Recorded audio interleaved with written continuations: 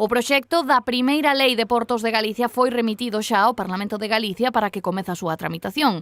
Segundo Núñez Feijóo, este documento permitirá adaptar a lei estatal ás diversas particularidades dos portos autonómicos. Mellorará o funcionamento da administración portuaria e o estado das súas instalacións.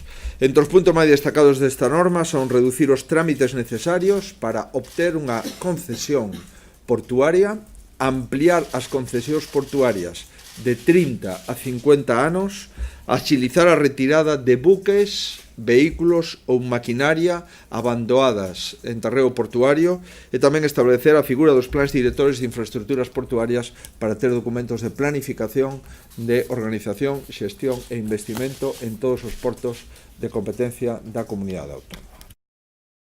O proxecto de lei busca axilizar os trámites nas concesións para darlle maiores garantías aos inversores e así dar un papel decisivo á participación dos emprendedores na actividade portuaria. Era absolutamente necesario porque a realidade galega con 122 instalacións portuarias diseminadas en 1800 km de costa, desde logo facía moi difícil, absolutamente moi difícil, que fora directamente aplicable a legislación supletoria que estábamos invocando, que era a lei, o texto refundido de la Lei de Puertos del Estado e la Marina Mercante. En consecuencia, facía falla unha normativa propia e a puxemos en marcha. Portos de Galicia informou detalladamente sobre a elaboración deste texto a costas do Estado e Portos do Estado, entre outras administracións, tal e como explicaba o seu presidente José Juan Durán.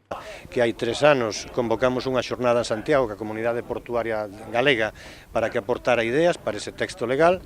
A partir dese momento nos fixemos as consultas e os trámites correspondentes ante diferentes administracións e diferentes departamentos que teñen competencias na materia.